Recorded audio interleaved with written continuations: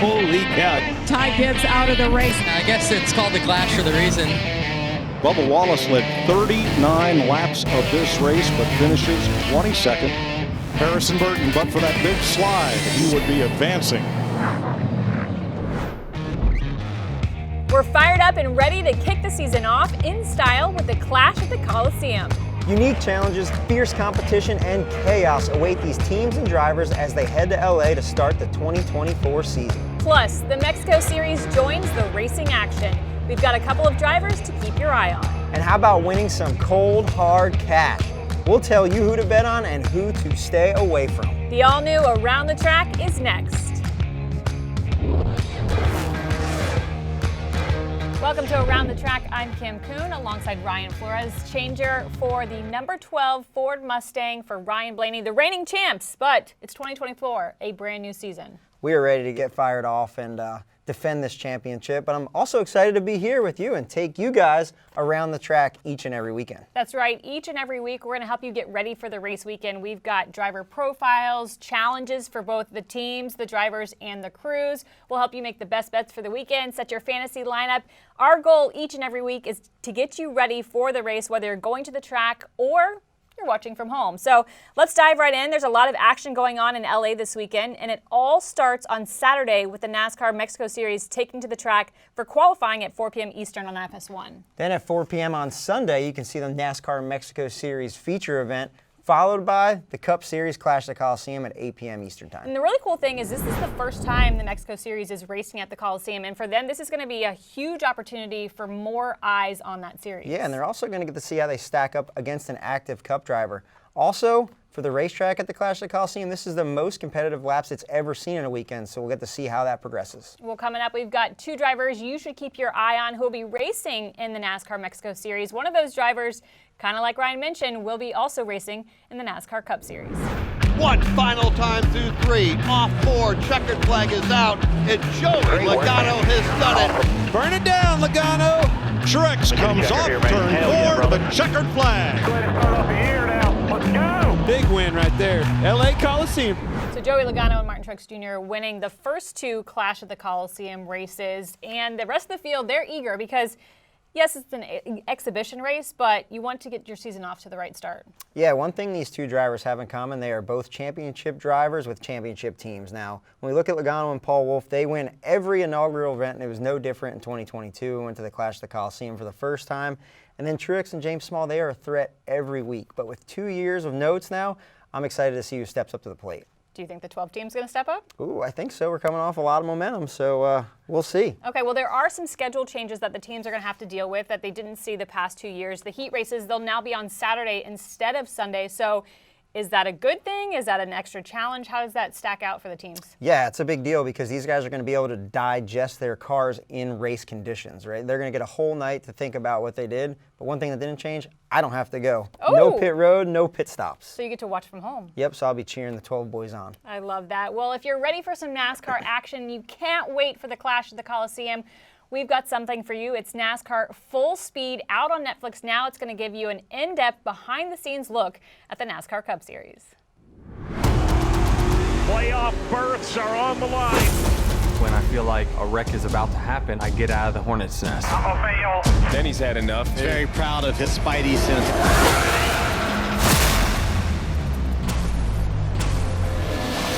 Clock's ticking, running out of time. There's no school to go to. There's no handbook and no certain path for how to be a NASCAR driver. Don't think, don't fear, don't stop. These guys start at 5 years old, working on the cars with their dad. No, there's no time to waste. I'd be your favorite driver. Go into the playoffs, you know the intensity's higher. 10 races, 16 drivers. Best man wins. Be safe, I'm proud of you. And remember, be Ryan Blaney. We're always looking for an edge. This forces your brain to have to work faster. Aaron felt like I needed something to get my mind off of racing, but I took it to a new level. It's kind of like driving. Once I get in a rhythm with it, it just slows pretty naturally. No, there's no time to waste. One stumble, one mistake, your season's done. If you find another gear. If anyone tells you that there's no pressure, they're lying to you. I'm sick and tired of it. Oh, wow. The playoffs are nuts. Praying to God to keep him safe. In the playoffs, anything could happen. Let's all watch and see. Clock's ticking, running out of time. Hello. He still plays Mario Kart. Well, yeah, I mean, it's how I get ready for the Yeah. races, Super Mario.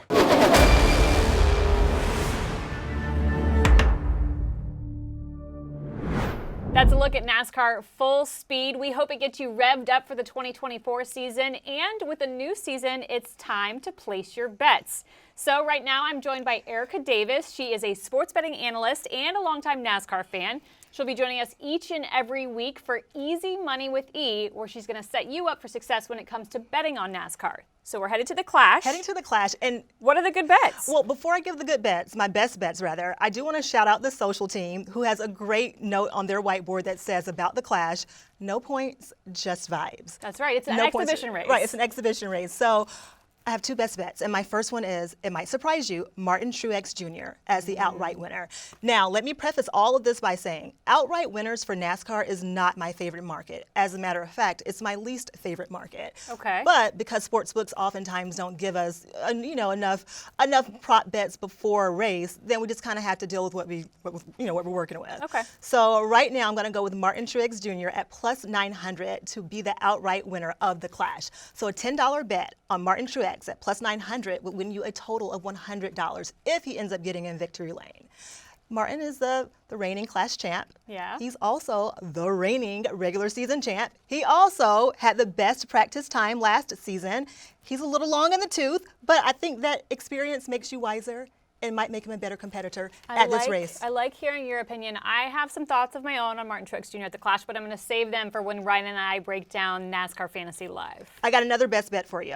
And Let's hear it. It's a long shot bet. It is a long shot bet, and it is Daniel Suarez as my outright winner. Again, remember, guys, I don't love outright winner bets, but this is what we're working with.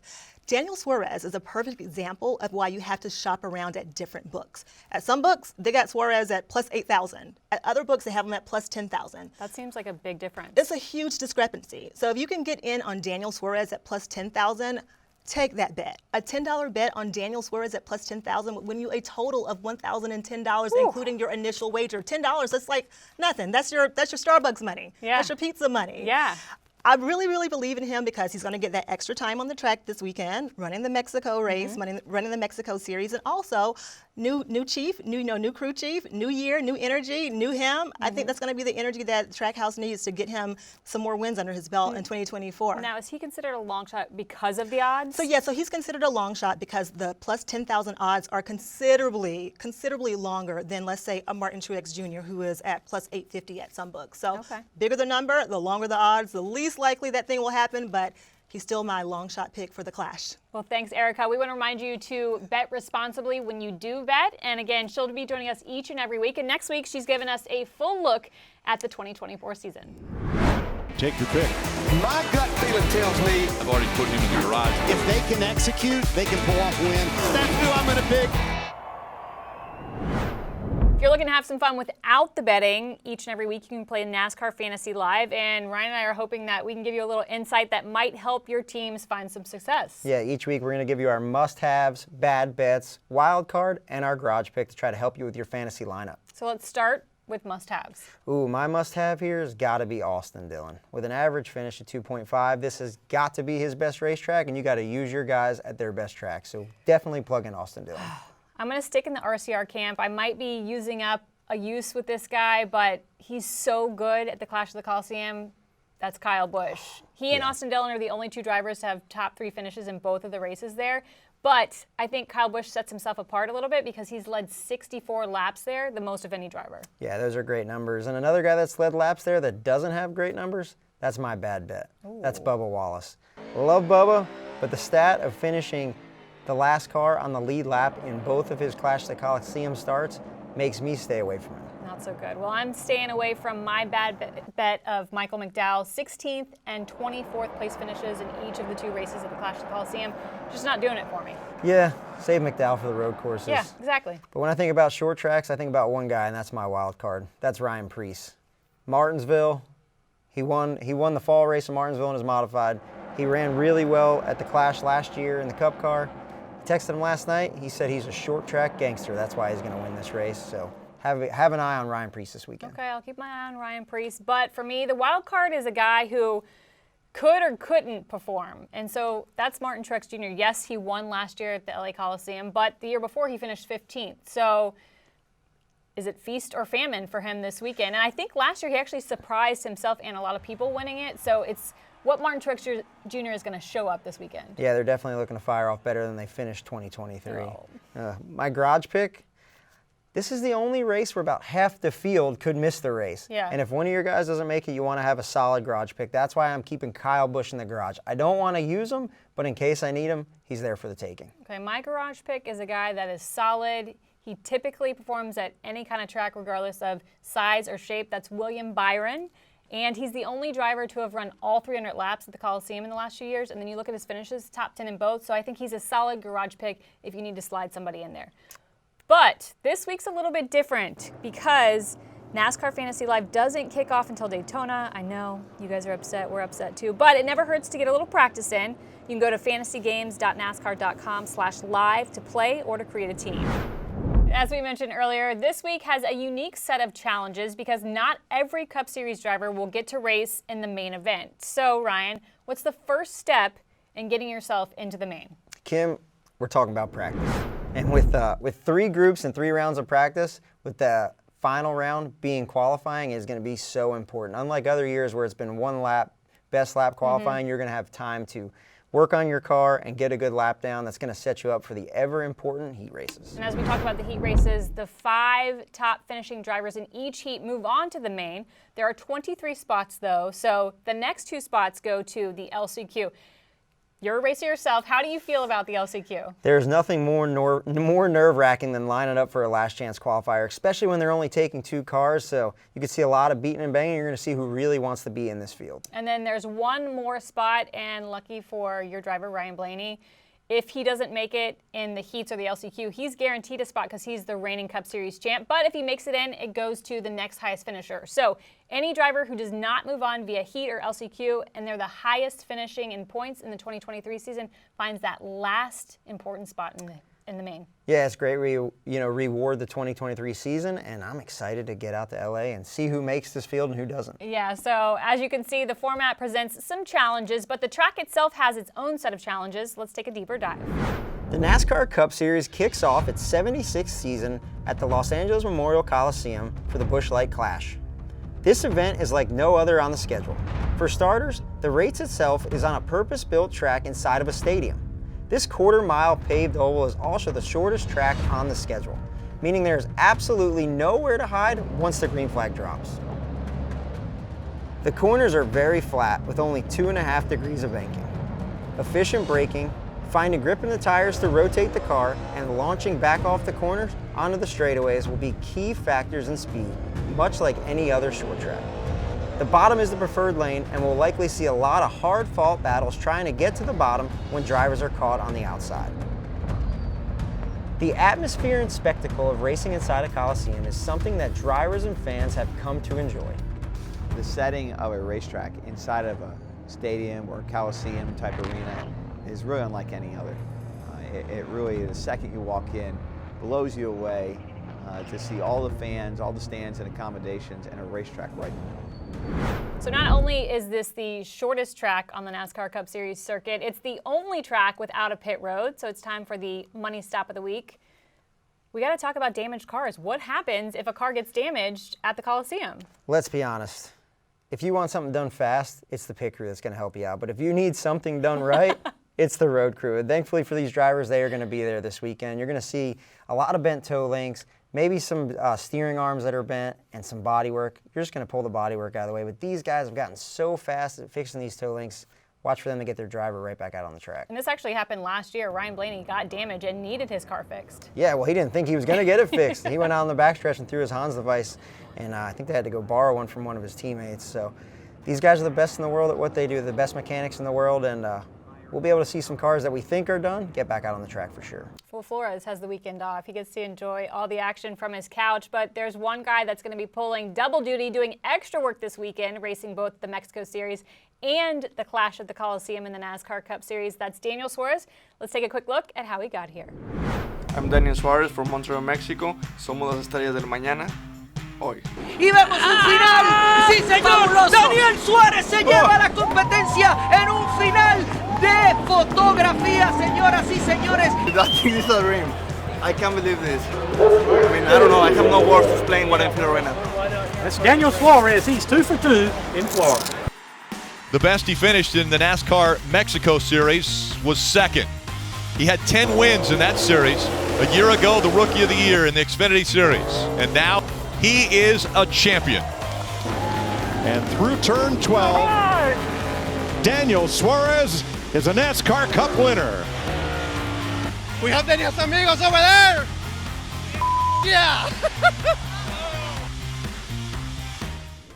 Daniel Suarez stormed onto the stock car racing scene through his 5 full-time seasons in the NASCAR Mexico Series, collecting 10 wins, 26 top 5s, and 39 top 10s in 76 starts while earning a runner-up finish in points in 2013. Suarez went on to win the 2016 NASCAR Xfinity Series Championship with Joe Gibbs Racing and then joined the Cup Series full-time in 2017. Suarez is now in his 8th year in the Cup Series with 59 top 10s, 18 top 5s, and 1 win at Sonoma Raceway in 2022. He joined an exclusive list of just 5 other drivers born outside the United States to win at the Cup level. Daniel Suarez earned the guest spot in the NASCAR Mexico Series race, and he's going to be pulling double duty this weekend. But as we look at that, is it a disadvantage or an advantage racing both the races at the Coliseum? It can never be a bad thing to be behind the wheel of a race car, especially after a whole winter off of not racing. And he's going to have the most laps out of anybody around this Coliseum track. We've seen drivers when they play double duty racing Xfinity Series and Cup Series, sometimes they have trouble because the cars are different. Do you foresee that with the Mexico Series race car? I don't think so. I think it'll help Suarez get up to speed, and I think it could add some confidence if everything goes well. I just hope if things go bad, it's not a distraction. All right, we'll have to see what Suarez is able to do in the Mexico Series, but he's not the only one you should keep your eye on. There's an up-and-coming driver we'd like to introduce you to. Her name is Regina Servant. Regina Servant climbed the ranks to the NASCAR Mexico Truck Series, becoming the first woman to win a truck race. In 2024, the 20-year-old is set to compete in the NASCAR Advanced Auto Parts Weekly Series as a member of NASCAR's Drive for Diversity Driver Development Program. She is also looking to get her first NASCAR Mexico Series win at the LA Coliseum this weekend. She's accomplished a lot, but she's got big goals when it comes to this weekend at the Coliseum. In fact, here's what she told NASCAR.com. I'm not going to say I'm going to be wrecking people, but I'm going to say I'll be as aggressive as I need to be. If they don't want to respect me because it's a short track, I'll make them respect me. So we're going to get the point of view from a short track racer. You race short tracks. If you heard this, what would your thought be? Hey, I love the energy, but there is a fine line between being aggressive and being rough, and I hope that she toes that line well. So she's had experience in the Carolinas. Is any of that applicable to what we're going to see at the Coliseum? Absolutely. There's a lot of tough short track racers. Even though she's been running at the Summer Shootout and places like Hickory and Tri-County, there's a lot of lessons to be learned there, and I hope she applies them this weekend to the LA Coliseum. I can't wait to see what she's able to do. And there's going to be no shortage of action from the NASCAR Mexico Series. It's on FS1, and once the Mexico Series is over, make sure you stick around to see the stars in the NASCAR Cup Series. It's LA, so there is no shortage of stars at the Coliseum. In past years, we've seen music stars like Pitbull, Ice Cube, Wiz Khalifa, and Cypress Hill. Alongside the music stars, we've also seen athletes and movie stars like Matt Leinart, Reggie Bush, and Ashton Kutcher. So with past lineups we've seen before, what are you expecting this weekend? I'm excited to see Canelo Alvarez. He's going to be the Grand Marshal. He's going to get this thing started, and then our version of NASCAR halftime, Machine Gun Kelly's going to come out and rock that place. Ooh, do you think he's going to bring his fiancée? I don't know. Hopefully he doesn't bring Eminem. Megan Fox might show up, but if you had your choice of any celebrity to see at the Coliseum, who would it be? This one's easy. There's 2 of them. Tom Cruise. Oh, I thought you were going to steal mine. Tom Cruise, a.k.a. Cole Trickle. Okay. And Will Ferrell, Ricky Bobby. We're going to have a match race. You have it too? Well, here's my take on it. Lately, he's been, I heard, DJing at some of the USC fraternity parties because his son is in a USC frat. So my thing is, like, he needs to show up with a DJ set and then climb in and help some of the musical guests that are here this weekend. I think we need to get the 51 City Chevrolet car and the 26 Wonder Bread car and have these guys have a match race. We'll settle this once and for all. Shake? And bake. All right, a lot of action happening this weekend. DJ Dylan Francis will kick off the pre-race entertainment Sunday, followed by Machine Gun Kelly at the race break. And you don't want to miss out on all of the action, so tickets are still available on NASCARclash.com. As the white flag waves here at Around the Track, I've got a little nugget for you. Give me all the nuggets. Do you like nuggets? Ketchup, honey mustard, all the nuggets. Chicken nuggets, racing nuggets. This is a racing nugget. Okay. Okay. Midget races were actually held at the Coliseum from 1945 to 1948. Kim, now you're speaking my language. I thought so. We should put his credentials up. He is a midget racer, and he's won quite a few races, right? Hey, just this year, three indoor midget races and a championship. So racing inside of a Coliseum is kind of my thing. Well, there's a little bit more to that. The first 26 races, they raced on an asphalt track, but the last 6 were raced on a 125,000 wooden board track. That's not the only thing. It was banked at 30 degrees. That is some sketchy racing. I've looked up some of those races they had in the 40s. With that much banking came really fast speeds, but the danger was super high. It feels like it would be like racing in like a bowl. Pretty much what it was. If you get a chance, you should look it up. Well, you know what else you should look up? Us, That's each right. and every week, as we take you around the track. Each and every week, we're breaking things down, getting you ready for the race weekend ahead. Next week, we're giving you a full 2024 season preview for the NASCAR Cup Series.